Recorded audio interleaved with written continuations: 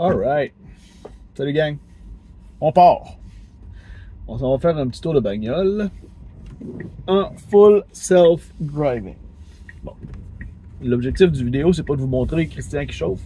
C'est de vous jaser un peu de ce que je sais, de ce que je connais, de cette technologie-là, puis de ce que la compagnie Tesla est en train de faire avec.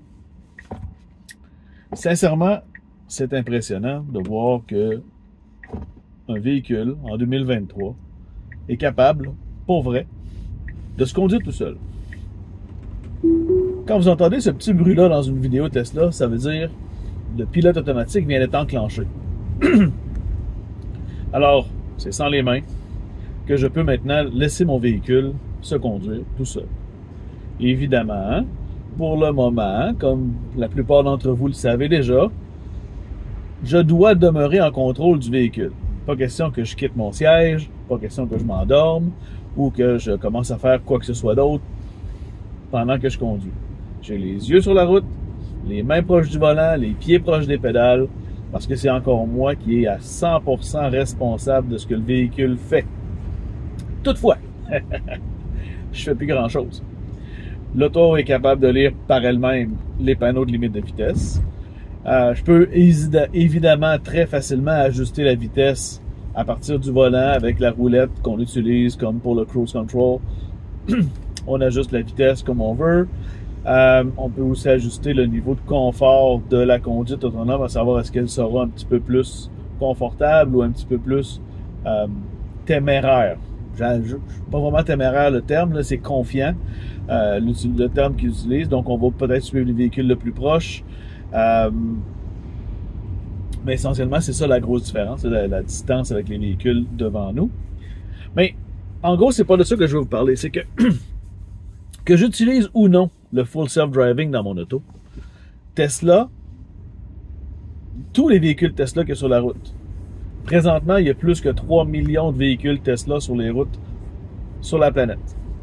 De ce 3 millions-là, il y a probablement un 200 000, 300 000 qui n'a pas de caméra. Les premières années, jusqu'aux années 2017 à peu près, le système de caméra était plutôt désuet, plutôt limité ou pas pantoute. Les premières en ont pas du tout. Les versions de 2014, 2013 n'ont pas de caméra du tout. Ils ont simplement le radar. Mais depuis qu'elles ont des caméras, depuis 2017, 2018 facilement, tout ce qui se passe dans le véhicule est enregistré. Toutes les caméras fonctionnent en tout temps pendant que le véhicule est en route. Et ils enregistrent tous les événements quand même et toute la télémétrie. Donc la vitesse, les accélérations, les décélérations, les mouvements forts, les G. Quand on parle de force des mouvements, on parle de G, les effets gravitationnels, grosso modo. Bien, tout ça est calculé et déjà emmagasiné. Et si vous avez autorisé Tesla à collecter cette donnée-là et à la retourner à Tesla, bien, automatiquement, à la fin de votre parcours, un fichier avec toutes ces données-là sera transféré via Internet chez Tesla. Et s'il y a des événements qui sont particuliers, par exemple, vous aviez activé le pilote automatique, vous aviez activé le cruise control et vous l'avez subitement enlevé, peu importe la raison, il y a des chances qu'un clip vidéo soit en plus encodé dans ce message-là pour envoyer à Tesla le vidéo de 8 caméras du véhicule pour démontrer qu'est-ce qui s'est passé pour vrai. Pourquoi ils font ça? Ben, pour apprendre. Leur objectif, c'est d'enseigner à l'intelligence artificielle comment conduire un véhicule correctement. Et donc, pour ça, ils doivent être capables, en temps réel, de recevoir toute cette donnée-là, tous les bons coups, toutes les bonnes manières qu'un humain conduit son véhicule, ou les mauvaises manières aussi, bien évidemment, pour pouvoir l'entraîner. Savez-vous qu'avec toutes ces données-là, ce que Tesla fait par en dessous, c'est qu'ils vont générer un monde artificiel complet dans leur ordinateur, dans leur super ordinateur qui sont en train de construire le dojo. Et systématiquement, tous les véhicules vont être présents dans cette intelligence artificielle, dans ce monde virtuel-là. Tous les véhicules Tesla vont être présents là-dedans et vont être capables d'aller faire des simulations de toutes les routes sur lesquelles vous pourriez fonctionner. Parce que la cartographie est déjà connue. Vous savez, Google Maps a déjà toutes les cartes sur toutes les routes qui existent, ou à peu près, avec quand même beaucoup d'informations sur ces cartes-là. Donc, c'est rendu facile aujourd'hui pour une intelligence artificielle et un bon logiciel de faire ces simulations-là, puis d'aller calculer, d'aller prédire ce que le véhicule ferait dans tel scénario. Ensuite de ça, ils vont comparer ce que l'ordinateur avait calculé, ce que le véhicule ferait, versus ce que les humains ont fait dans ce scénario-là. Puis ils pourront s'ajuster, puis ils pourront déterminer si oui ou non ils devraient réentraîner l'intelligence artificielle pour améliorer la situation ou ajuster certains paramètres. C'est facile comme ça? Ben non, c'est pas facile du tout. Ça prend énormément de données. Pensez-y. Il y a présentement 2,5 millions de véhicules Tesla qui roulent sur la route et ils sont présentement en train d'enregistrer de la télémétrie, de l'information sur ces routes-là, sur cette façon de conduire-là, sur l'information que les autres véhicules peuvent nous donner, évidemment aussi, parce que quand l'auto calcule la distance ou la vitesse d'un autre véhicule, ben elle va l'enregistrer, cette information-là, puis elle va la transmettre à Tesla, elle aussi. Donc, toute l'information est là. Imaginez le potentiel de cette compagnie-là, la compagnie qui possède aujourd'hui le plus de données télémétriques sur le monde réel des routes, en Amérique du Nord, par exemple, principalement, ben c'est Tesla. On est en avance, là. On a beaucoup de données, tandis que les autres compagnies en cumulent pratiquement rien. Donc, on a tout ça, on entraîne l'ordinateur et on s'améliore, et à tous les 2-3 mois, on reçoit une mise à jour de ce logiciel-là qui va faire en sorte que, ben, il va s'améliorer encore. On va encore donner du plus, encore donner des idées supplémentaires. Mon véhicule vient de ralentir. Pas énormément. On est passé de 75 km/h à 60 parce qu'il y avait un piéton qui était sur la route dans la mauvaise direction. En tout cas, il semblait vouloir venir sur le chemin, mais ça n'a pas été le cas.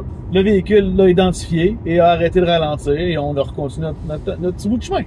Ça, c'est une belle démonstration de l'intelligence artificielle. Un simple cruise control n'aurait pas pu prendre cette décision-là. Il aurait clairement demandé à l'humain « Qu'est-ce que je fais? » L'intelligence artificielle, l'autopilote, a été capable de prendre ces décisions par l'humain. Et c'est ça qui est vraiment avantageux chez Tesla. Et ma prédiction, c'est que Ford sera le premier à acheter la licence de Tesla FSD pour la mettre dans ses véhicules. Et d'après moi, ça va arriver, ça va être annoncé probablement à l'automne 2023 pour implémentation en 2026 ou 2027 avec la prochaine plateforme que Ford va lancer. C'est une prédiction. Une fois que Ford aura annoncé ça, d'autres manufacturiers vont suivre. Des manufacturiers quand même d'avant-garde. Mais ce ne sera pas des Chinois, puis ce ne sera pas non plus, je pense, c'est ma prédiction, des Japonais. Je crois sincèrement que Toyota ne signera pas ça. Volkswagen, je serais très surpris aussi. Ça, c'est ma prédiction. Mais bon. Assez parlé de la compétition. Retournons maintenant à ce qui fait en sorte que Tesla va aussi aller très loin dans son utilisation de l'intelligence artificielle. C'est qu'ils ont annoncé l'année dernière que ce logiciel-là de FSD qu'ils sont en train de développer va aussi être appliqué au contrôle de robots humanoïdes. Ils sont en train de construire ou en train d'essayer d'inventer un robot humanoïde avec tous les composants que ça prend. Donc, vous comprenez tous les petits moteurs, puis toutes les choses que je ne connais pas, qui doivent faire fonctionner un robot humanoïde. Ben ça existe pas beaucoup. Il n'y a pas beaucoup de compagnies qui en fait aujourd'hui. Tesla a décidé qu'il en faisait un.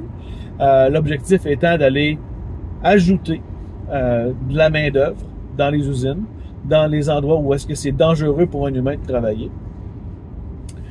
Mais aussi, très récemment, cette semaine, ils viennent d'annoncer, pas vraiment une annonce, mais plus un message d'avenir intéressant. Où est-ce que ce développement technologique-là qu'ils sont en train de faire à la création de robots humanoïdes pourrait fort potentiellement être appliqué également à créer simplement des, des bras ou des jambes de remplacement, des orthèses, des prothèses plutôt, pour des personnes qui sont amputées. Alors, il y a aussi un potentiel très intéressant là. Donc, imaginez Tesla qui était une compagnie de voitures au départ, maintenant une compagnie d'intelligence artificielle, s'en va maintenant dans une compagnie qui pourra potentiellement créer de la main-d'œuvre ou réactiver, entre guillemets, une main-d'œuvre qui était rendue amputée. Ça, c'est gigantesque. Sincèrement, je pense que c'est une compagnie dans laquelle il faut investir. Oui, acheter ses produits, c'est très bien. Ça nous permet de découvrir cette technologie-là et d'avoir beaucoup de plaisir, mais c'est pas juste ça. Je pense sincèrement que la valeur de l'action de Tesla est sous-évaluée et de loin. Mais je ne suis pas un conseiller financier. Je ne vous donne pas d'avis officiel sur ça, mais c'est mon feeling à moi. Je pense que cette compagnie-là va continuer à progresser de façon massive au cours des 10 prochaines années. Mais c'est du long terme. C'est pas une action qui va monter subitement en 3 mois puis qui va rester là. Non, non. On va avoir des hauts puis des bas puis ça va continuer comme ça. Mais bon. Je crois personnellement que ça va être gigantesque. Mais bon. Jusqu'à maintenant, est-ce que vous aimez votre petit tour de véhicule? Je conduis pas. Mais je suis alerte. Vous l'avez vu. Je vous regarde pas dans les yeux. Je regarde la route. Je regarde ce qui se passe. Mais je demeure passionné. On a quand même roulé un petit 20 km, là. Hein? Après tout, c'est facile, puis c'est reposant. Alors, si ça vous tente de l'essayer, faites-moi signe. Moi, je suis là. Mon auto est là. Je peux vous le faire essayer. Vous pouvez soit être assis côté passager et vivre l'expérience d'un passager dans une auto qui se conduit tout seul, ou, encore mieux, vivre l'expérience du conducteur qui conduit pas. Ça vous tente? Appelez-moi. Salut!